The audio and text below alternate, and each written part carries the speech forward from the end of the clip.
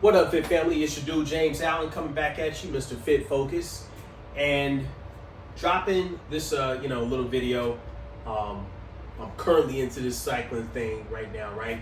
Former bodybuilder, former power lifter, did a little bit of Olympic lifting, did some marathon running. Anyway, I'm a little sport ADD. But right now, I'm really into this thing of cycling, right? And I was out riding with my brothers the other week. Shout out to my brother Abdullah.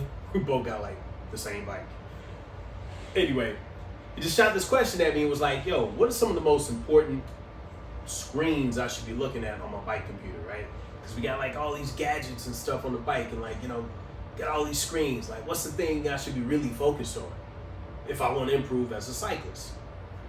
And the answer to that question is it all depends on what's most important to you, right? You got speed, power, heart rate, cadence, distance, time, calories. Like, you can put a lot of data on this tiny little screen on the bike, but what's most important? What should I be really focused on? So to answer that, again, what's most important to you? If you want to get faster on the bike, like me, like you get dropped with a whole bunch of groups I ride with, some of them faster with. But if you want to get better on the bike, if you want to get faster, the number one most important thing that I think, in my opinion, to focus on is your cadence. Number one. Think about it like this. The faster you're moving your feet, the faster you're going to go. If your feet are moving slower, you ain't moving that fast. The slower you're going to go, right? So sweet spot. You want to keep your cadence, above 80 RPMs, top end, maybe 130 RPMs. And the thing is that you want to stay engaged with that pedal, right? With that crank, with that revolution. What I mean by that is your cadence is read in revolutions per minute, right? How many times around is that your feet going around that crank, right? How many revolutions are you getting? You want to stay engaged with that. Now, most people that grew up on bikes or whatever wasn't clipping in pedals. They were pushing on them. So that's the natural go-to, pushing down. If you think about it, that's only one way pushing down on that crank, right? You got about 50% of your power that you're utilizing, pushing down. But what about the other 100%? It's a full circle. So you want to be able to scoop through, and you want to be able to pull up on that pedal to add another 20 to 30% to that revolution.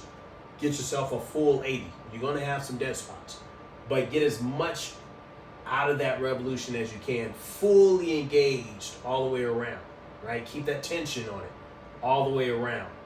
You can do that by, here's a cue, when you're in that position and you're coming around, kick up into your chest, right? Think about kicking up into your chest. And what that's doing is you're pulling up, but kicking up into your chest, what you actually do is you release some energy, right? You're pushing down, your legs get heavy. You pull up, all of a sudden your legs are kind of light, they're floating, right? So you're getting more power out of that and spending less energy. So that's number one, how you're gonna get faster, right? Pull up on that pedal. Now, you gotta get that speed up. So if you're somewhere in this range of 60 to 70 RPMs, right? And that's kind of like your regular and the fastest you can go. How do you get to 80? How do you get above to 130? Practicing intervals will help you to pick that speed up, right? Intervals you can do right? If you're regular at 60 to 70, go 80 RPMs for about 30 seconds. Take about a minute off. Repeat it. 30 seconds on, minute off. 30 seconds on, minute off. Just get used to that cadence, right? Next up, next time you go out, spend a minute on it. 2 minutes off. Minute at 80. 2 minutes off. Minute at 80. 2 minutes off, etc. You get a little bit stronger. Go for a mile next time out. Then a mile off, And eventually, your natural sweet spot will be at that 80 RPMs.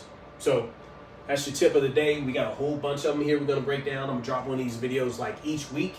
And if you got some comments or something there that you want me to share on how you can improve and getting faster, please do drop me a note and let me know. shoot me a message on the DM, or shoot me a message on the Slack or what have you. And be sure to please like and subscribe to the channel on YouTube. All right, that's how I can continue to start putting more of these out. Thanks a lot. Peace, love, and salmon grease. Happy 4th.